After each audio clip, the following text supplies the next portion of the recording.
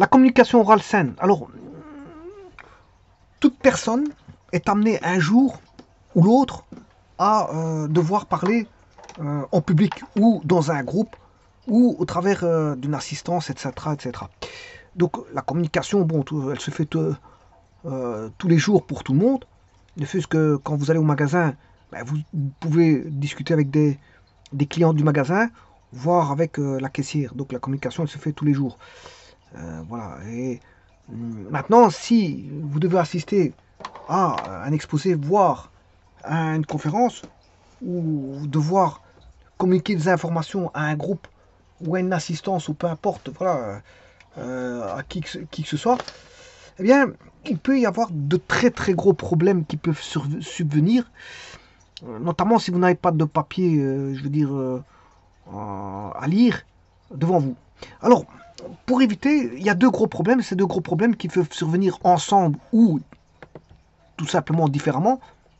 On peut avoir le trac sans avoir de trou, mais on peut avoir un trou sans avoir le trac. Mais on peut avoir les deux, on peut avoir un trac et le trou. Donc, tout est possible. Alors, ici, je vais parler un tout petit peu du trac et un petit peu du trou. Alors, le trac, tout le monde peut le connaître. Hein. Je veux dire, aussi bien les chanteurs. D'ailleurs, il y a des gens qui mettent des lunettes noires, c'est pour éviter de voir le public. Voilà, tant qu'ils n'ont pas de vision de ceux qui sont en face, tant mieux. Alors, quand on est toujours... Par exemple, vous avez un directeur qui est derrière vous et qui doit vous juger, ben, c'est toujours délicat. Hein. Il y a une délicatesse à tout ça. Il y a un directeur ou il y a des membres qui sont... Voilà, des membres du jury qui doivent venir vous juger. Bon, le jugement, c'est toujours mal perçu. Hein, parce qu'on se demande, beaucoup de gens passent plus leur temps à se poser la question, qu'est-ce que le jury pense d'eux, ou voilà, s'ils n'ont pas l'air un petit peu, voilà, un petit peu stupide parmi le jury. Enfin, devant le jury. Alors, le jury pose une question, alors ils ont l'air un petit peu de se dire, bon, j'ai l'air un petit peu bête par rapport à la question, je n'arrive pas à répondre, etc., etc. Maintenant, il y a le jury aussi, il doit mettre un petit peu, voilà, les personnes à l'aise. Et même maintenant, je peux vous dire que la préparation, c'est fondamental. Alors, la préparation, c'est fondamental. Alors maintenant, si on a une question qu'on ne connaît pas, ça peut arriver, on peut rechercher, on demander des indices, peut-être qu'avec des indices, on pourra trouver, même si on n'a pas étudié. Bon, si vous savez faire, si vous avez des outils dans vos mains, ben, euh, voilà, on peut s'en sortir. On peut s'en sortir avec des outils dans ses mains. Alors c'est maintenant un membre du jury vous guide, vous donne un petit détail voilà, qui peut faire jaillir l'eau de la fontaine. Eh bien, je veux dire, profitez-en. Parce qu'il y a des gens, ils ne veulent pas communiquer quoi que ce soit, mais il y a des personnes qui aident. Voilà. Et quand on a une aide, une petite aide, peut-être qu'une petite aide suffit à elle-même pour pouvoir développer, voilà, avoir des choses en main. Maintenant, il faut être outillé. Donc, être outillé, c'est aller faire, avoir une grande préparation derrière. Avoir une grande préparation derrière. Alors, un examen, on demande d'être bien préparé et préparé à l'avance. Parce que, pourquoi à l'avance? Parce qu'il y a la mémoire court terme et la mémoire long terme. Si maintenant vous étudiez la veille, ben, dans le court terme, il y a beaucoup de choses qui vont partir. Hein. Donc, il y a des informations qui vont être volatiles dans le cerveau. Tout est une question là, de devoir mémoriser dans le cerveau si c'est court terme ou long terme. Alors, certaines personnes ont des plus grandes mémoires voilà, que d'autres. Tout le monde n'a pas la même mémoire, on n'est pas tous faits de la même façon. Chacun a ses dons, chacun a ses voilà, compétences, chacun a ses savoir-faire, chacun a ses limites, etc., etc. Mais en tout cas, il y a les mémoires. Dans les mémoires, il y a les mémoires. Certaines ont des mémoires long terme, mais la mémoire long terme, ça se travaille. Pour avoir une mémoire long terme, il faut étudier beaucoup. Vous devez faire beaucoup de répétitions pour que ça puisse rentrer voilà, dans le cerveau. Donc ça, c'est la mémoire, on va dire, long terme. Maintenant, quant à la mémoire court terme, bah ça, je veux dire, si vous avez oublié, tant pis. Tant pis, parce que je veux dire, quand vous devez passer un examen, ou passer une conférence, ou un exposé, ben, on s'y met longtemps à l'avance, on ne se met pas la veille. Ouais, c'est peine perdue. Si maintenant vous mettez la veille, et que vous n'avez pas suffisamment retenu de choses, mais c'est normal que le lendemain, ça n'aille pas. Et que, bon, l'examen, vous avez passé à côté de votre examen, ça, vous n'allez pas le réussir. Donc, vous pouvez en vouloir qu'à vous-même, puisqu'à ce moment-là, vous avez suffisamment de temps devant vous pour préparer les choses. Donc, ici, c'est la mémoire long terme qui peut vous aider le plus. Donc, il faut aller longtemps à l'avance. Et il faut étudier longtemps à l'avance. Et je veux dire, avec beaucoup de répétition. Il ne faut pas aller, faut pas avoir peur de la répétition pour devoir voilà, retenir des informations. Donc, la mémoire long terme est importante et ça demande une revisite. C'est un travail lourd pour mémoriser des infos. Pas pour tout le monde, parce qu'il y a des gens, bon, ils ont des mémoires d'éléphant, et ils ont des mémoires, je veux dire, photographiques, dès le moment où ils ont vu quelque chose, bah, ils se retrouvent dans leur cerveau. Pourquoi pas? Bon, chacun, ce que j'ai dit, chacun a son don, chacun a ses compétences. Si le gars sait faire ça, il y a d'autres choses qu'il ne sait pas faire. Et voilà, chacun a un don particulier dans la vie qu'il peut exploiter. Et je veux dire, en être très fort. Il y en a qui sont forts dans la vente, d'autres sont pas forts dans la vente. D'autres sont forts à courir, d'autres sont pas forts à courir. D'autres sont forts voilà, à éplucher les patates, d'autres sont pas forts à éplucher les patates. D'autres sont plus forts en informatique, d'autres sont plus forts voilà, en médecine. Et encore en médecine, il y a des branches de la médecine. Et en informatique, il y a des branches de l'informatique. Donc chacun a ses capacités, ses facultés, voilà, ses goûts et ses couleurs. Voilà, et il aime bien de faire des choses, mais il les fera correctement. Il n'aime pas de faire des choses, il les fera pas correctement parce qu'il n'aime pas de faire voilà. Ça devient un labeur, des tâches, je veux dire, difficiles pour lui parce qu'il n'aime pas. Tout simplement, c'est une question d'émotion. Il n'aime pas, bon, donc fatalement, il ne fera pas bien les choses parce qu'il n'aime pas. Voilà. Donc, une préparation demande une préparation long terme. Et donc, une revisite assez souvent de sa matière, voire de passer quand même tous les jours du temps, je veux dire, avant de passer voilà, un examen, quel qu'il soit. Alors, bien sûr, je vais parler, comme je dis, le trac peut ramener le trac peut ramener vers un trou, et un trou peut ramener vers un trac. Mais moi, je vais parler, bien sûr, du trac et du trou séparément. Alors, pour éviter déjà un trac ou un trou, déjà la préparation, c'est déjà fort important. Voilà, c'est fort important. Donc si on a une bonne préparation, ça aide déjà à ne pas être stressé, je veux dire, devant les personnes qui vont, voilà, susceptibles de nous juger. Parce que même une assistance, lors d'une conférence, peut vous juger.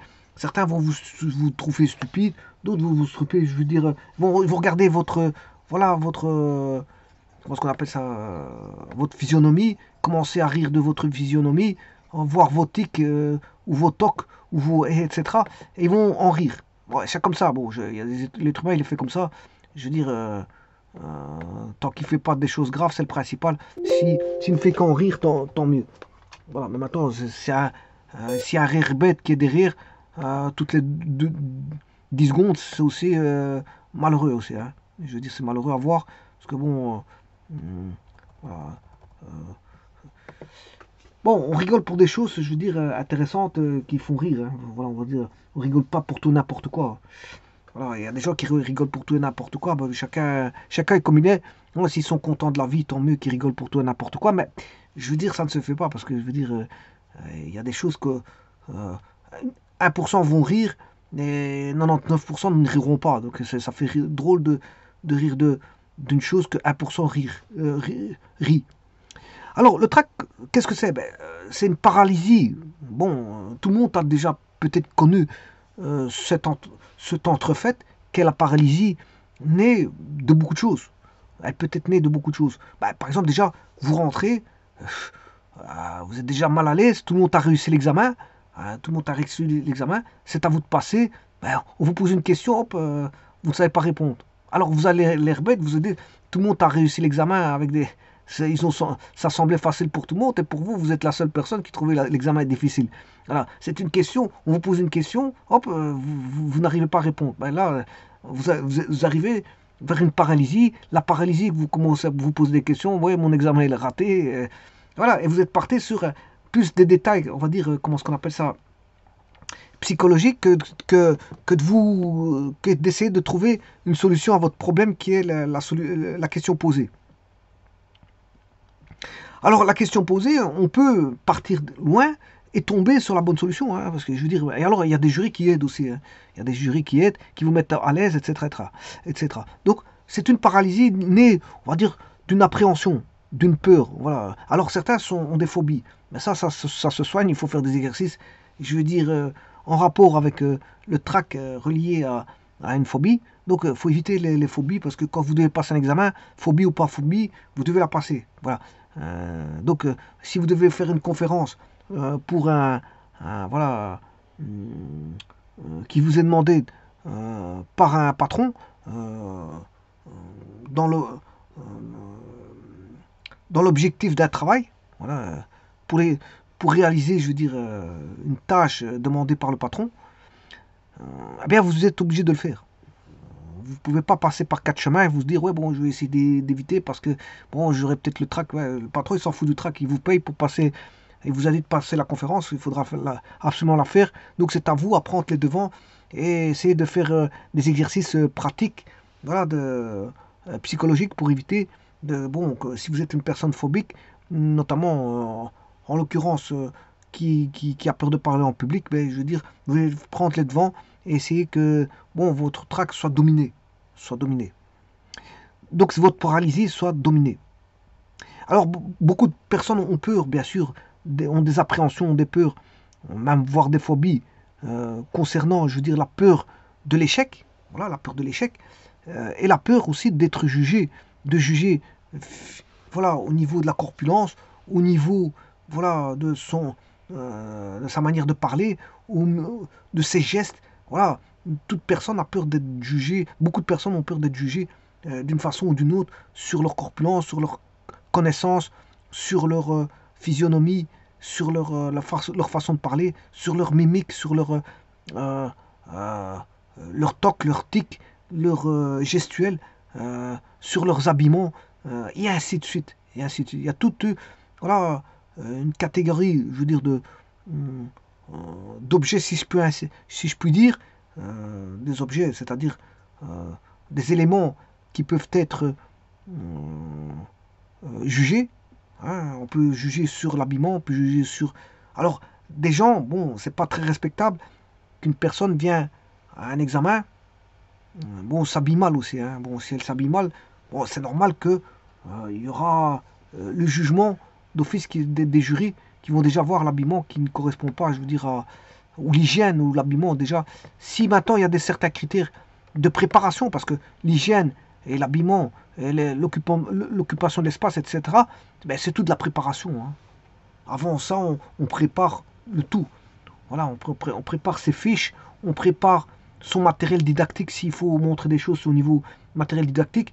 Voilà, on s'habille correctement, on parle correctement, on essaie de sentir bon au niveau de, voilà, de se parfumer un tout petit peu, et ainsi de suite, et ainsi de suite. Donc, c'est normal que si le gars, il manque d'hygiène, le gars ne s'habille pas correctement, ou si, je veux dire, il abuse de ses tocs, ben, je veux dire, c'est normal qu'il sera jugé automatiquement, puisque c'est l'observateur qui va dans son inconscient, et puis que tout va ressortir du subconscient, etc., etc., pour devenir, je veux dire, pour devenir un jugement.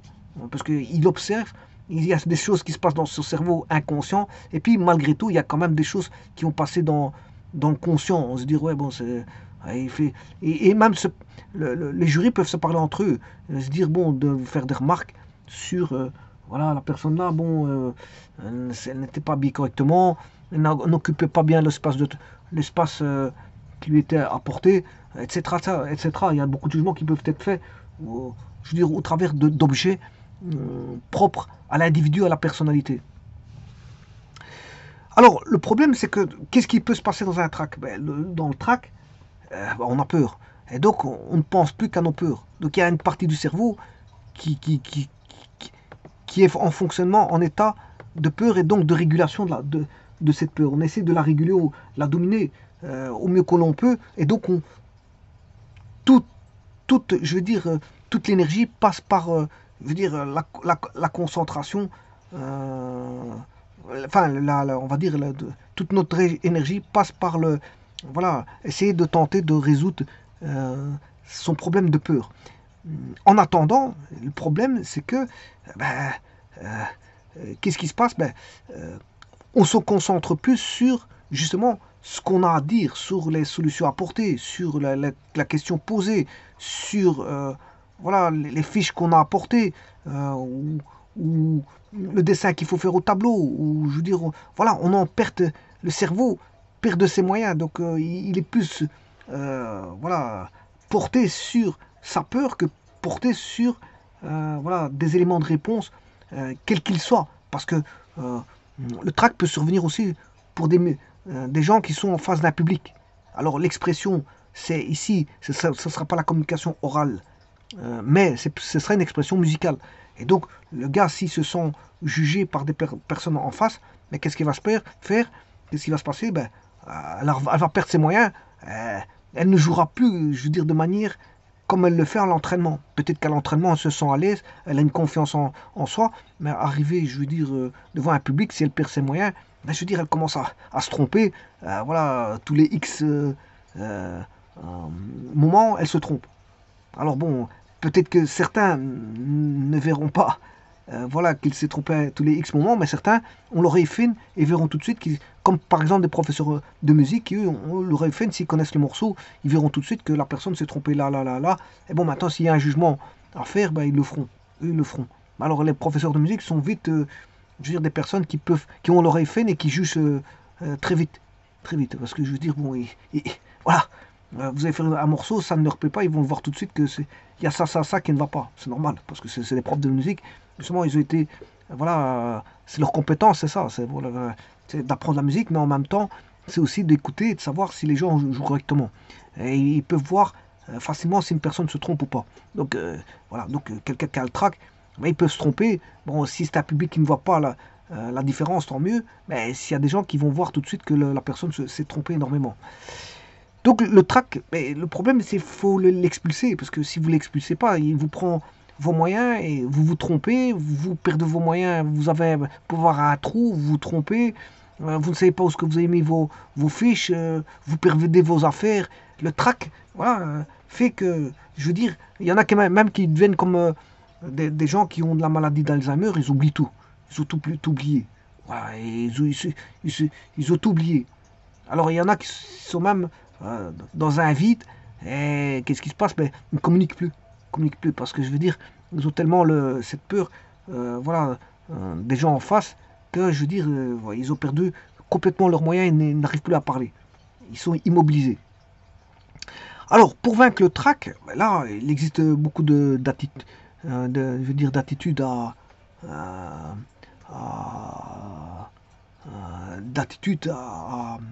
on va dire, comment dire, des attitudes à mettre en œuvre.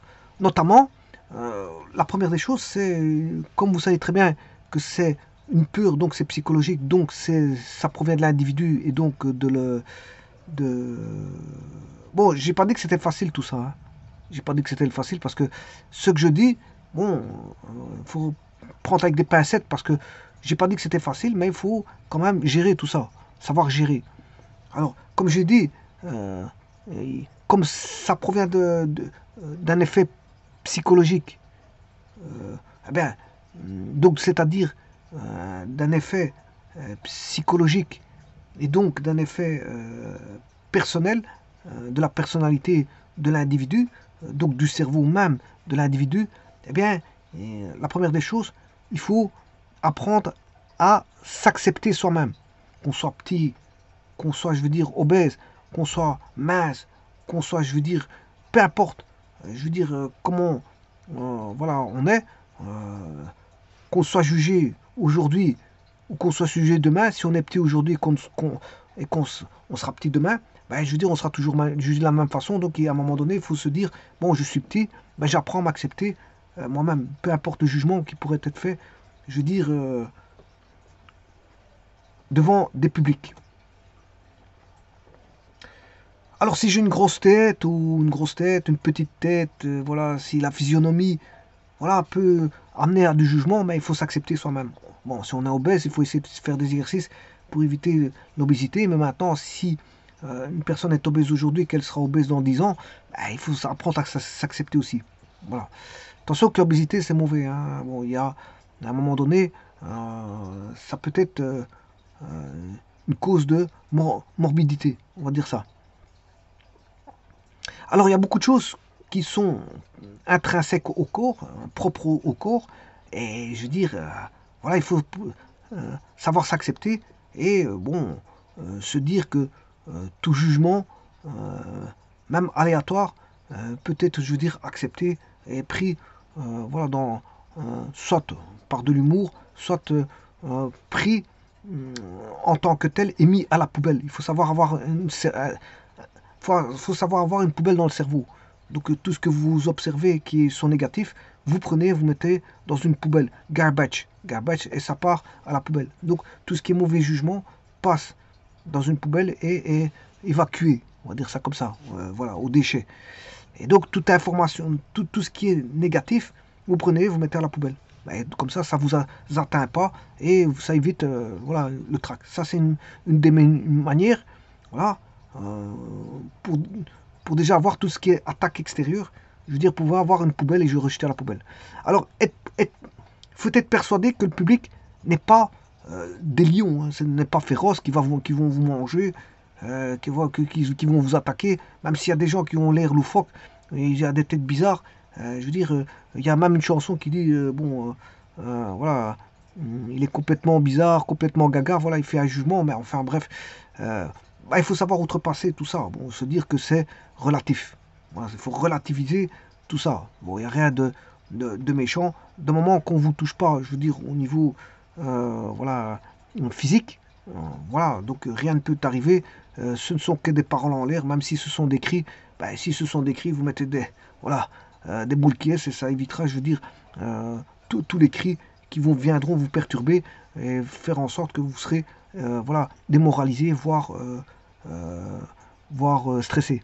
Voilà. Donc, vous pouvez outrepasser tout ça.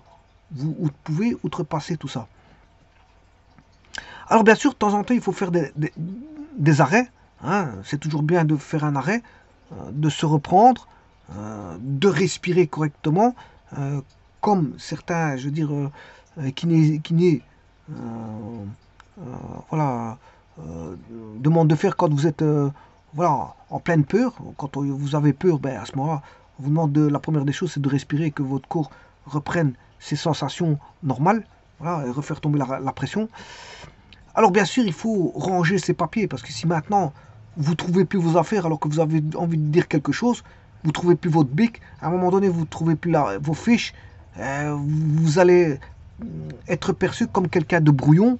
Voilà, il ne trouve pas ses papiers, donc le temps qu'il cherche ses papiers, ben, il ne sait pas dire des affaires, il ne sait pas exposer au niveau oral ce qu'il a envie de dire, et ainsi de suite. Donc, à un moment donné, il faut faire, et ça fait partie de la préparation, avoir un rangement, et trier ses papiers. Voilà, et à mettre toutes les idées, voilà, sur ces papiers, et éviter de les perdre, les faire tomber par terre, etc. Parce qu'il y a des gens, bon, ils doivent remettre un papier, ils le font tomber par terre, après ils cherchent pendant une heure, le papier il est juste en dessous de la table. Voilà, on va dire ça comme ça. Bon, donc c'est pour ça que je vous dis, ici, il faut être rigoureux dans votre travail, dans le fait de tenir vos feuilles et de les classer. Le classement, c'est quelque chose d'important. Il faut savoir classer correctement, parce que si vous ne classez pas correctement, si vous voulez dire une information que vous voulez aller rechercher et que vous ne trouvez pas le papier, ben ça va vous stresser un petit peu, et voilà, ça va vous faire un petit peu perdre les pédales. Donc il faut un bon classement, un bon tri et du bon matériel didactique et avoir une poubelle dans sa tête qui permette voilà, de ranger tout ce qui est négatif et d'être évacué. Alors, il ne faut pas forcer à parler tout de suite. Il faut un petit peu, je veux dire, voilà, se mettre en préparation, voilà, de mentale pour pouvoir, je veux dire, commencer à devoir communiquer. Voilà, comme ça, bon, voilà, vous mettez à l'aise. Et puis après, vous pouvez commencer à dire ce que vous voulez concernant votre exposé, votre voilà, conférence. Et alors, maintenant, le sourire, ça fait pas de tort, comme je l'ai dit, c'est un sourire avec nature, bien sûr, c'est-à-dire un sourire soutenu naturellement, parce que maintenant, il ne faut pas faire avoir un sourire forcé. Voilà, on ne vous demande pas de faire un sourire forcé, mais le sourire, il est gratuit. Donc, je veux dire, s'il est gratuit, profitez-en. Profitez-en. Même si vous avez des difficultés, ben, le sourire est toujours bon pour, je veux dire, voilà, l'auditoire, la conférence. Même si vous voyez qu'à un moment donné, vous avez oublié des choses, ben, le sourire, il peut intervenir. Alors, maintenant, quand on oublie des choses, il y a des techniques aussi, c'est de revenir après, je veux dire, vous, voilà, vous mettez ce que vous pouvez dans, voilà, comme élément essentiel. S'il y a quelque chose que vous oubliez, peut-être que ça reviendra après. Le fait d'écrire, à un moment donné, le cerveau, il travaille en partie. C'est comme pendant la nuit, hein. Vous allez dormir, le cerveau, il travaille en partie. Le lendemain, vous retrouvez des informations que vous avez oubliées la veille. Parce que le cerveau, il travaille la nuit. Donc, faites confiance à votre cerveau. Votre cerveau, il travaille en partie et il vous restitue des choses par après. Si vous l'a oublié tout de suite, bah, il va vous le redonner par après. Donc, ça sert à rien de chercher pendant 4 heures, pendant un certain temps. Alors qu'après, peut-être 10 minutes après ou 5 minutes après, vous allez revoir. Alors à ce moment, vous remarquez, vous renotez sur un cadre et vous poursuivez l'énoncé. Vous revenez après par rapport à ce que vous avez écrit au cadre que vous avez oublié auparavant. Vous reviendrez par après. Vous n'êtes pas obligé de revenir tout de suite pour éviter de voilà, faire une coupure par rapport à ce que vous disiez entre-temps. Voilà. Alors, on demande bien sûr de respirer profondément, bien respirer profondément, avoir le regard sur l'assistance, bien que certains ont le trac et ne regardent pas le public ou l'assistance, ils mettent même des lunettes noires où ils regardent voilà, leur instrument et ne veulent pas regarder le public parce que le public il est nombreux, et ainsi de suite. Celui qui fait du théâtre, il essaie de ne pas se concentrer sur le public. Ouais, s'il voit quelqu'un qui rigole en face de lui au niveau du théâtre, il ne va pas commencer à rire de la personne qui a une drôle de tête en face de lui. Ouais, le tout, c'est qu'il doit faire sa pièce de théâtre sans, voilà, sans rire du public ou quelque chose comme ça. Il doit faire abstraction des personnes qui lui font face. Voilà. On demande à quelqu'un qui fait du théâtre de s'exprimer et de jouer sa pièce de théâtre. Si les gens rient, ils rient. Si les gens ne rient pas, tant pis. Maintenant, je veux dire, voilà, ça, c'est comme ça. Voilà. Alors, il faut jamais rester en situation d'échec. Si l'exposé est raté, bien sûr, il faut reprendre la parole le plus vite possible. Bon, alors si vous êtes un battant, vous devez, je veux dire, vous dire que c'est pas parce que vous avez raté un exposé une fois que vous allez rater tous vos exposés durant toute votre vie. Hein. Un exposé, ça se travaille. Voilà, c'est de l'expérience que vous prenez, exposé par exposé, vous prenez de l'expérience, et après, tout viendra avec le temps. Avec le temps, tout s'arrange. Voilà, tout s'arrange avec le temps. Il suffit de laisser passer le temps, et le temps vient voilà, régler les choses naturellement. Voilà, et ça c'est pour le traquage. Alors on pourrait en dire énormément sur le traquage. Je veux dire, on peut faire voilà, des petits exercices physiques. Voilà, avant l'exercice, avant un exposé. Voilà, faire quelques pompages, des pompes, voilà, et ainsi de suite. On peut faire beaucoup de choses. Euh, euh, alors ils vendent aussi des petites boules aux mains, mais c'est malvenu voilà, de jouer avec sa boule déstressante devant un public. Hein. Ils vont se dire pourquoi il a ça. Alors, les cigarettes ne sont pas tolérées, voilà, et ainsi de suite. L'alcool n'est pas toléré, tralali, tralala. Donc, c'est pour vous dire que, bon, on demande des choses naturelles pour vaincre le trac. Hein. On ne demande pas voilà, de commencer à prendre des médicaments ou, je veux dire, prendre des choses qu'il ne faut pas. Il faut rester naturel. Il faut rester. Alors, bon, des séances de yoga, ça ne fait pas de tour non plus. Des séances de yoga, voilà, pour rester dans un environnement, voilà, de type zen. On demande d'être zen. L'esprit est, voilà, est une coquille vide, vide pour les émotions. Alors, une coquille vide pour les émotions. C'est-à-dire que les émotions, ouais, quand vous devez exposer les émotions, on en a, mais on essaie d'évacuer, quand je dis coquille vide, le négatif. Hein. Ah, on a une coquille vide, on essaie de négatif, et maintenant on vit ces émotions positives. Maintenant, s'il y a des choses qui ne vont pas, comme je dis, bon, poubelle. Il y a une poubelle, garbage. Alors, si on a raté, on recommence. Voilà, on recommence pour essayer d'avoir une réussite. Voilà, l'échec n'est pas, c'est pas un échec, on va dire, tout échec n'est pas un échec final. C'est pas un échec final. Bien au contraire, un échec, c'est une épreuve qui est ratée, mais une épreuve peut-être recommencée euh, jusqu'à ce que vous, euh, vous voyez bon, la réussite. Et la réussite viendra. À force de persévérer, la réussite viendra. Donc c'est pas parce qu'on a raté un exposé ben, qu'on va rater tous les exposés. C'est pas dit. Donc il faut persévérer. Tout ça, ça va demander encore plus de travail. Parce que bon, ce qui veut dire échec, ça veut dire qu'il faut travailler plus par après. Et c'est ce que demandent les professeurs bon, à leurs élèves. Quand des élèves ratent ou un patron qui estime qu'un ouvrier n'a pas bien travaillé, bon, c'est un échec, mais en espérant que l'ouvrier va ouvrir ses yeux et pourra répondre aux sollicitations du patron pour que cet échec devienne, je veux dire, une réussite. Et donc, c'est la même chose pour les élèves aussi dans les écoles. Quand ils ont un échec, on leur demande de travailler un peu plus, d'être moins bavard, moins ci, moins là, d'être plus assidu au cours. Voilà, s'il y a des questions, de poser des questions. Et tralali, tralala. Bon, il y a euh, euh, 10 000 choses qui montrent qu'une personne est, voilà, elle est, comment est-ce qu'on appelle ça, attirée par le cours. Et maintenant, il y a des gens qui ne sont pas attirés par les cours. Ça, c'est autre chose. Voilà, ça, c'est autre chose. Bon. Donc, il faut montrer, la personne doit montrer pour éviter ces échecs ou diminuer ces éventuels échecs, mais c'est montrer déjà qu'elle est motivée. Motivée à vouloir faire des choses bon, qui lui plaît, qui lui sied et voilà, qu'il compte dominer. Voilà, le tout c'est aussi, on est dans la domination ici. Hein, on domine son corps et son esprit. On est en pleine domination. On domine bien sûr son corps et son esprit, mais on domine aussi, je veux dire, son savoir et son savoir-faire. Voilà, parce que corps et esprit, c'est savoir-être. Il y a le savoir-être, on est, et puis on possède. Et notamment le savoir, c'est voilà, la connaissance, c'est de l'avoir, mais dans l'esprit, c'est de l'avoir d'esprit. Voilà. Donc son savoir et son savoir-faire, voilà, qui est son savoir-faire de tous abords, manuel, intellectuel, etc.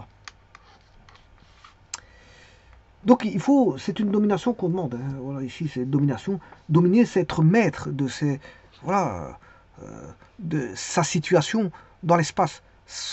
Être maître de son corps, de son esprit, mais de ses capacités. Être maître, et ça demande une énorme confiance en soi. Voilà, ceci étant dit, maintenant je vais arriver au trou. Alors comme je l'ai dit, un trac peut amener un trou, mais pas forcément. Un trac, voilà, on peut parler en tremblant, etc. Malgré tout, continuer à parler, mais en tremblant, sans avoir de trou. Voilà. Mais un trac peut ramener un trou. Et alors, on peut aussi avoir un trou, et puis tout d'un coup, on a le trac. Parce qu'on a peur de rater son examen à cause de on croit qu'on ne peut plus connaître. Voilà. Donc un trou peut ramener un trac. Mais maintenant, on peut avoir un trou tout seul. Ouais, le gars, il a un trou, il n'a pas de trac, il a pas peur, tout simplement, il a un trou. Voilà, il n'arrive plus il a une panne d'idées, voilà, ce qu'on appelle une panne d'idées. Alors, la panne d'idées, c'est parce qu'on a une perte de mémoire. Et en plus de ça, le pire, c'est que c'est une perte de mémoire des mots les plus banals. Vous ne cherchez pas un mot complexe, vous cherchez un mot. Par exemple, vous allez chercher un mot, je veux dire, qui va s'intégrer dans une phrase. Le problème, c'est que le mot que vous cherchez, ben, vous ne l'avez pas tout de suite. Alors certains parlent vite, très vite. Ils ont un débit verbal très important et les mots, ils arrivent comme ça. Bon, ils arrivent vite. Bon, tant mieux pour eux. Chacun voilà, a ses facultés, comme j'ai dit. Chacun a ses dons. Il y a des gens, ils sont forts au niveau de la parole, au niveau du bagou, au niveau du savoir parler. Chacun est comme il est. Bon, tout le monde n'est pas comme... tout le monde n'est pas identique. On n'a pas été fait dans un moule à pièce où chacun a les mêmes capacités, la même taille, le même poids, etc. On est tous différents. On est tous différents. On est, je sais pas combien, 8 000, proche de 8 milliards d'habitants sur Terre, ben on est tous différents. Bien qu'il y a voilà, des esprits qui peuvent voilà, être proches en comparaison, mais je veux dire, on est tous différents. Voilà, on est tous différents. Et donc, ici, le truc, comme je dis, bon, ça peut être perturbant parce que quand on ne dit plus rien, on vous donne un temps de parole et que pendant un certain temps de parole qui vous est donné, il y a du vide, parce que tout simplement vous recherchez vos mots ou tout simplement du vocabulaire approprié ou tout simplement des formules que vous avez oubliées. Alors je vous ai dit qu'il fallait une bonne préparation au départ. Hein. Donc il faut avoir une mémoire long terme. Mais tout peut arriver parce que s'il y a tellement de formules à connaître, à un moment donné, c'est vrai qu'on peut s'y perdre. Même si vous les avez étudiées très bien à long terme, vous pouvez avoir un trou. Alors si vous avez un trou pour aller chercher la formule, c'est délicat si vous la connaissez. Si vous l'avez oublié, vous l'avez oublié. Maintenant, il faut que le temps que ça revienne. Mais ça ne reviendra pas forcément. Voilà, peut-être pas dans les 5-10 minutes. C'est ça le problème. Alors peut-être une aide, peut-être. C'est là que le jury doit jouer son jeu. Voilà. Et doit savoir que bon, est-ce qu'il connaît sa matière? Voilà, est-ce qu'il connaît sa matière, qu'il a eu un trou, ou est-ce qu'il a toujours des trous et qu'il ne connaît pas sa matière? C'est ça la différence. Donc le jury pourra percevoir, je veux dire, cette distinction entre avoir un petit trou, voire deux trous, et ben, on connaît sa matière. On étale des choses, on voit que la personne connaît, mais à un moment donné, bon, elle bloque sur une autre chose parce qu'elle a oublié certaines choses. Il y a un trou. Mais il y a des gens, ils ont des trous sur tout, ben c'est parce qu'en fait, ils n'ont pas bien préparé leur matière, ils la connaissent pas très bien, on va dire ça comme ça.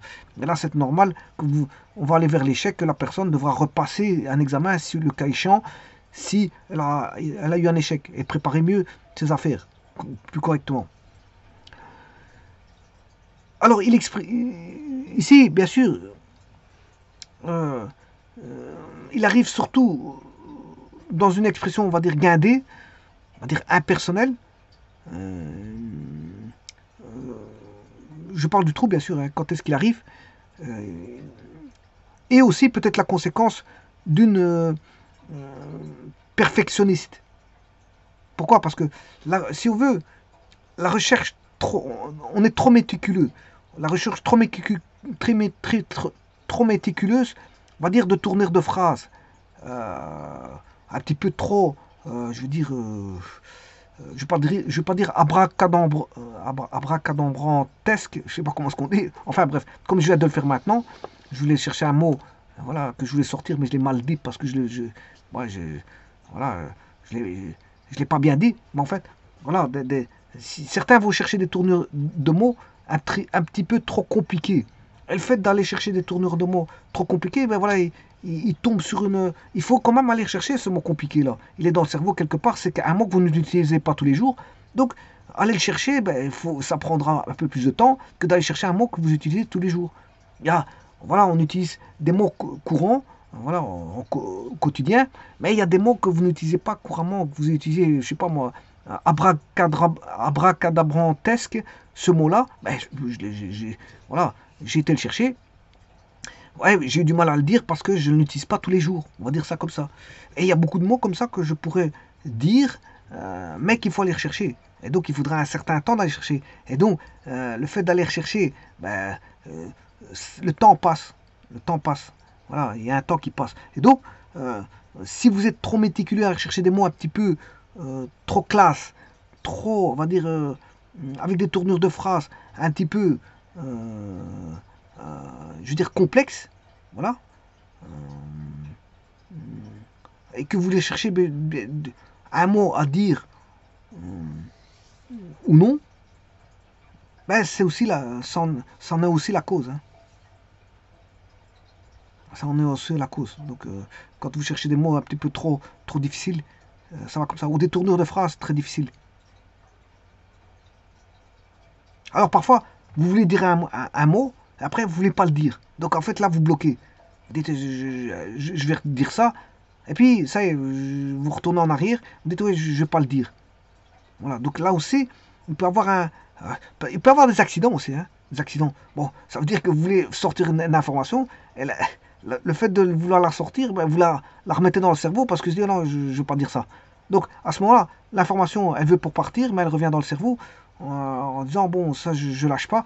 Et donc, à ce moment-là, ça aussi, ça crée un accident du fait que c'est un petit incident qui va faire en sorte que vous n'allez pas être... le débit ne sera pas verbal, mais va être haché. Il va être haché. Bon, et un débit haché, bon, peut-être que c'est compréhensible pour certaines personnes, mais beaucoup de gens n'aiment pas le débit haché. Ils vont lâcher prise. Ils vont lâcher prise parce qu'ils vont se dire, bon, elle dit quelque chose, puis elle s'arrête, puis on attend ce qu'il va dire par après, elle le dit quand même après, 2 secondes après, et parfois elle change de phrase, elle revient à ce qu'elle voulait dire auparavant.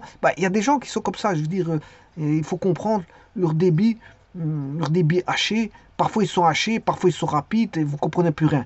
Voilà, vous vous dites, bon, à un moment donné, il parle lentement, à un moment, il parle vite, à un moment, il parle très très vite, à un moment donné, il coupe ses mots. Mais bon, vous allez dire, il est incompréhensible. Mais pour une personne qui le suit bien, il est peut-être compréhensible, mais euh, euh, les gens ne sont pas habitués à, voilà, à ce genre de communication. Une personne qui, je veux dire, qui est un petit peu zigzag. On va dire une personne zigzag. C'est une personne zigzag. Bon, une fois, elle est comme ça, une fois, elle est comme ça, une fois, elle est comme ça, une fois, elle est comme ça. Une fois, elle fait des zigzags. Voilà, elle parle vite, elle parle moins vite, elle parle plus vite, elle parle tout d'un coup haché, puis elle s'arrête, hop, puis elle va rechercher des idées par après qu'elle avait mis. Voilà, bon, c'est du haché, on va dire c'est du haché. Ouais, c'est comme les viandes, il y a un petit peu toutes sortes de viandes. Et là, dans les conversations, il y a toutes sortes de conversations.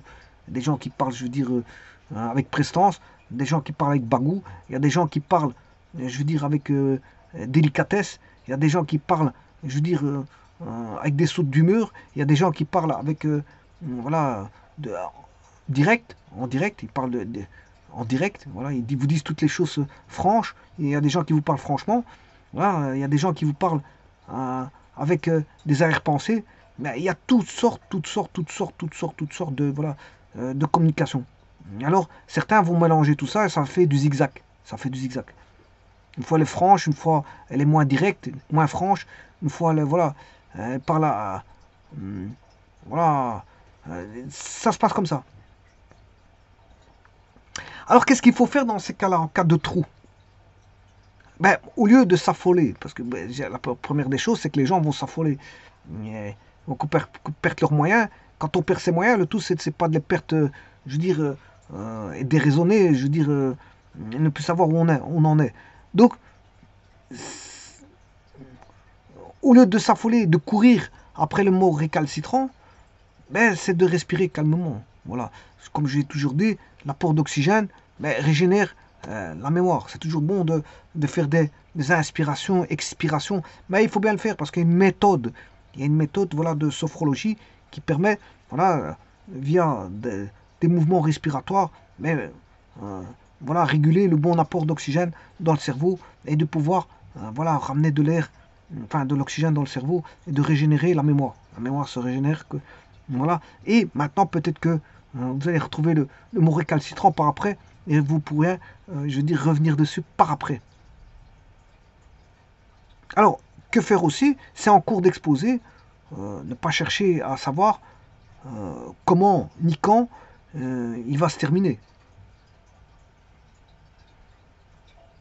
Mais ça, bien sûr, ce que je vais te dire là, c'est le travail de la préparation. Hein. Voilà, c'est le travail de la préparation.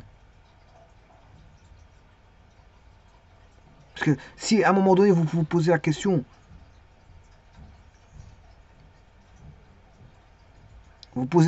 et vous dites, ouais, mais quand j'ai pas encore terminé l'exposé, quand est-ce qu'il va se terminer? Bon, ça peut être des questions stressantes. Il faut pouvoir se poser des questions stressantes en cours de, je veux dire, d'exposé. Parce que si vous vous posez des questions un petit peu stressantes, vous pouvez perdre le fil de vos idées. Donc évitez, je veux dire, toutes ces questions-là comme ça. Alors bien sûr, il faut aller à son rythme. Ouais, il faut aller à son rythme. On ne vous demande pas d'aller trop vite, très très vite. Voilà, il faut aller à votre rythme. Maintenant, s'il y a un minutage, c'est la préparation qui va vous aider à progresser dans ce minutage-là, à votre rythme. Voilà. Alors, qu'est-ce que c'est que le trou et le trac? En fait, ils font partie des incidents de parcours. Ce sont des incidents de parcours. Donc, quand vous faites comment est-ce qu'on appelle ça? Vous voyez, déjà, chaque fois quand je dis comment est-ce qu'on appelle ça, c'est que moi aussi, je cherche après mes mots. Tout d'abord, c'est parce que, pourquoi j'ai dit ça? Parce qu'en fait, j'ai deux idées en tête. C'est juste ça.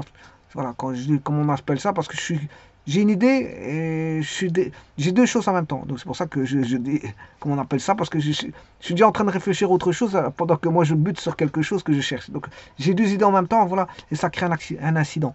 Voilà. Donc ceci, c'est quoi? C'est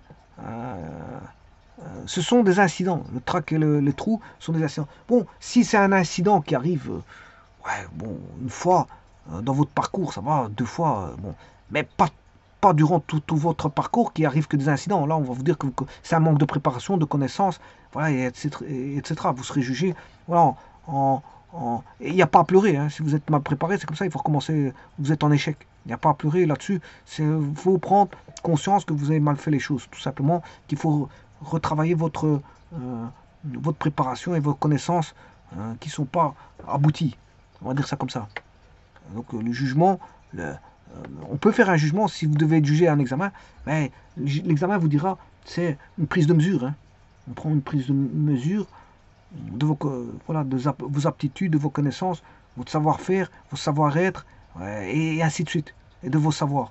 Donc c'est pour ça que bon, le meilleur appareil de mesure pour pouvoir mesurer tout ça, ben, c'est voilà, un jury ou voilà, ou une personne qui vous teste au travers d'un examen, voilà, et qui bien sûr il va vous juger au travers des points. Et il vous dira, bon, si vous êtes apte ou pas, si vous avez les aptitudes pour avoir par exemple un certificat, voire un diplôme, voire passer à une année supérieure, voire réussir voilà, un test pour avoir une certification, tralali, tralala, tralala. On peut passer des tests pour tout et n'importe quoi. Voilà. Et alors, c'est un déroulement. Alors, certains vont le prendre comme un jeu. Alors, si c'est un jeu, il faut connaître les règles du jeu et il faut réussir le jeu. Donc, certains vont le prendre comme un jeu. D'autres, comme voilà, un cheminement.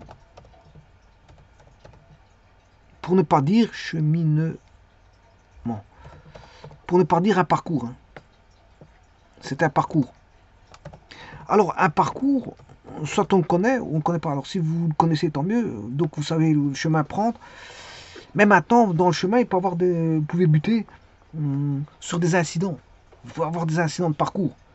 Voilà, on peut buter sur des incidents. Et le trac et le trou font partie des incidents. Alors maintenant, qui gère tout ça? Mais c'est votre cerveau.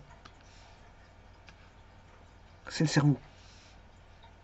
Vous ne devez faire confiance qu'à votre cerveau, c'est-à-dire à vous-même. Alors, votre cerveau, vous allez bien sûr lui donner toutes les possibilités pour pouvoir dominer son environnement et le test. Parce que le test se passe dans un environnement, notamment si le oral, ben, il faut savoir avoir une gestuelle, savoir avoir de l'humour, savoir avoir un savoir-être, avoir un savoir-faire et ainsi de suite. Tout ça c'est beaucoup. Et tout ça, il faut remplir le cerveau, voilà, pour que il se débrouille dans un environnement qui va lui être, je veux dire, hostile. Pourquoi? Parce que le jury va poser des questions. Il va poser des questions, l'environnement, il est hostile dans le sens où, voilà, si vous ratez, il y a deux choses l'une. Soit vous avez droit à l'échec, soit vous réussissez. Alors maintenant, si vous avez un échec, ben, le cerveau ne sera pas content. Maintenant, si vous réussissez, le cerveau, ben, il sera content. Donc, il y a bien sûr des hormones qui vont jouer là-dessus, au niveau de l'échec et de la réussite. Le cerveau sera content par rapport à son travail qu'il a fait, parce que qui travaille au bout du compte, c'est le cerveau. C'est le cerveau. Donc, c'est lui qui sera, c'est les hormones qui vont travailler dans ce sens-là. Dans un premier temps, il va faire un travail, voilà, de toute une panoplie de tâches qui va lui être ponctionnées, enfin qui vont lui être données. Il devra s'acquitter, je veux dire, de toutes ces tâches, on va dire ça comme ça, s'acquitter de toutes les tâches. Mais en finalité, il y a une finalité à tout ça. Il y a une finalité, c'est soit l'échec ou la réussite. L'échec ou la réussite. Alors maintenant, ceci est valable pour beaucoup de choses. Hein. Voilà, ceci est valable pour beaucoup de choses. C'est valable, il y a d'innombrables exemples de ça, parce que si moi j'ai pris voilà, une communication orale au travers d'un examen, ou une communication orale au travers d'un examen, mais tout ça, ça peut arriver dans la vie de tous les jours. Hein. La vie familiale, c'est-à-dire on peut avoir un échec en famille ou une réussite. En entreprise, ben c'est pareil. On peut connaître, voilà, le cerveau peut connaître deux choses l'une. L'échec, même si c'est un échec partiel, ça reste un échec. Hein. Donc voilà, il y a la totale réussite et l'échec. Voilà, un échec, c'est un échec. Ben, parfois, il y a des gros échecs, parfois, il y a des petits échecs, on va dire comme ça. Mais voilà, un patron qui a une entreprise, ben, il peut connaître aussi ça. Voilà. Donc, vous voyez que tout individu ayant une responsabilité quelconque peut connaître, je veux dire, l'échec ou la réussite. L'échec ou la réussite professionnelle, l'échec ou la réussite familiale, l'échec ou la réussite au travers voilà, d'un événement voilà, de justice. Ouais, voilà, voilà, quelqu'un voilà, qui passe en justice, bon, il peut être en échec et devoir payer voilà, des amendes ou peu importe, ou alors la justice, il peut gagner voilà, par rapport à son vis-à-vis, réussite voilà, percevoir voilà, des frais. Et donc, là aussi, on a toujours l'échec ou la réussite. Maintenant, il faut mettre ses moyens pour avoir l'échec. Alors, beaucoup va se passer par la parole. Maintenant, l'échec, beaucoup, ce sera la parole. Alors, bien sûr, derrière ça, voilà, la parole, la communication va ramener, voilà, peut vous ramener vers l'échec ou la réussite. La communication peut ramener vers l'échec ou la réussite.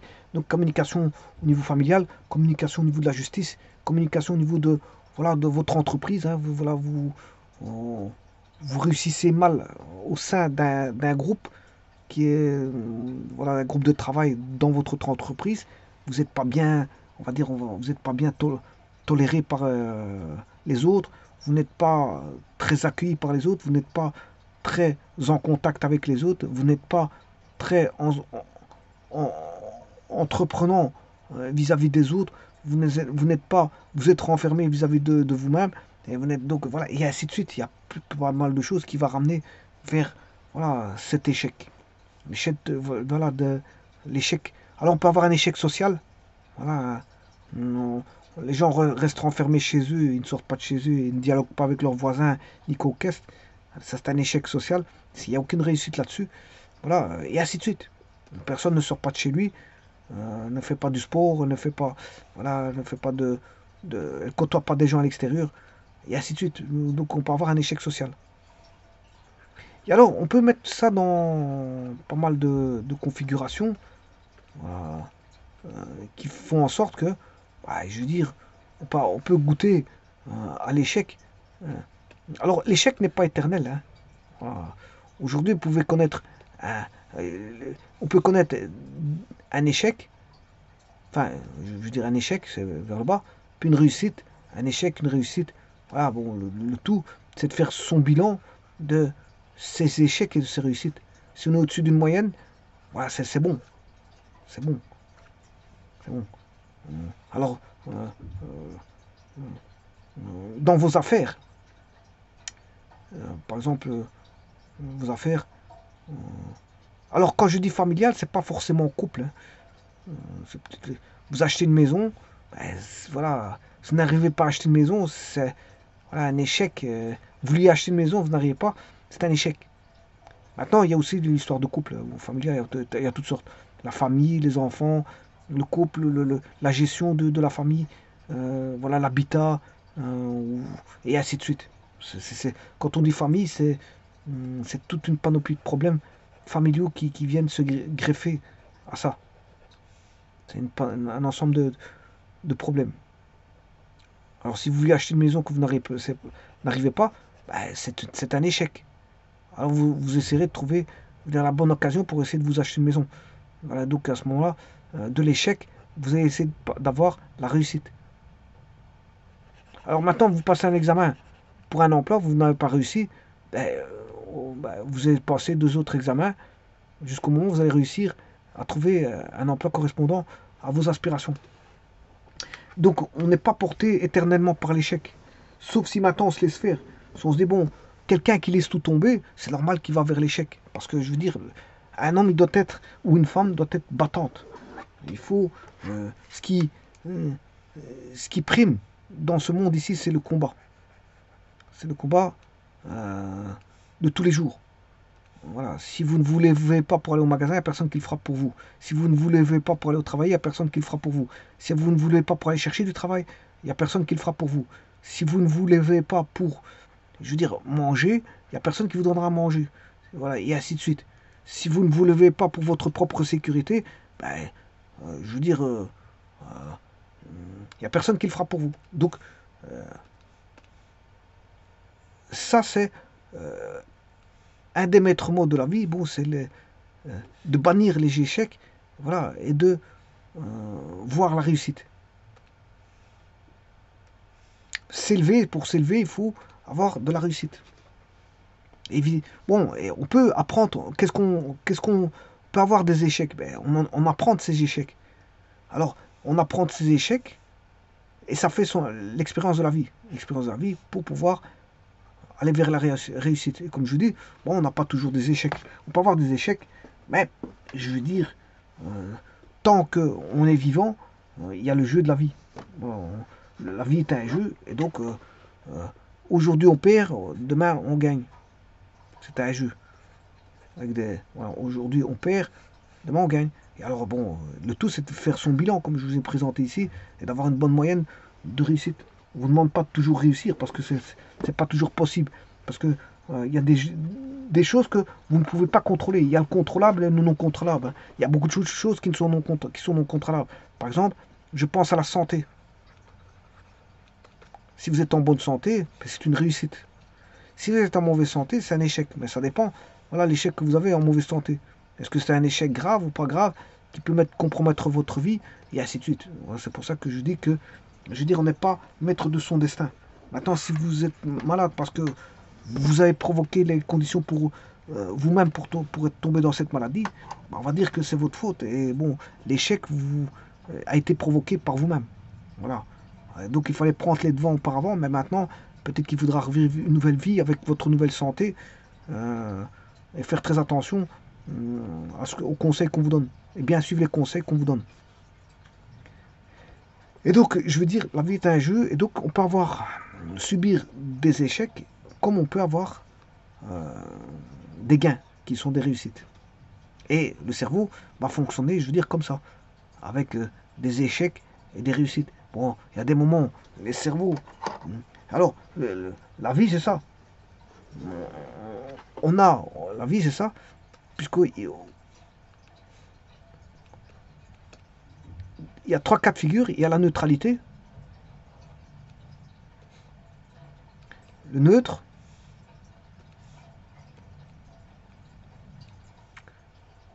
attention qu'il rigole pas, je l'ai fait bien droit. Neutre, il rit pas, voilà. Alors, s'il y a l'échec, le cerveau va être comme ça. S'il y a la réussite, le cerveau il va être comme ça. Ouais, et ça c'est neutre. Alors, donc ça c'est en cas d'échec, et ça c'est en cas de réussite.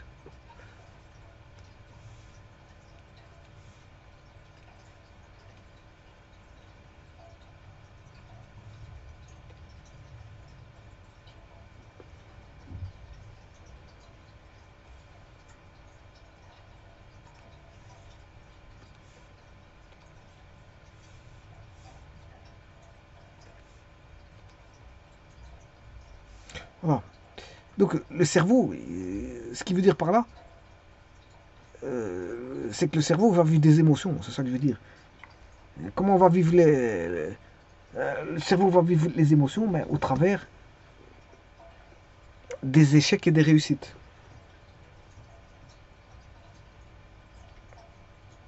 Alors, bien sûr, derrière tout ça, ce sont des hormones qui vont sortir, des hormones qui vont se réguler, qui vont, c'est des hormones bien précises qui vont jaillir bon, au niveau du cerveau.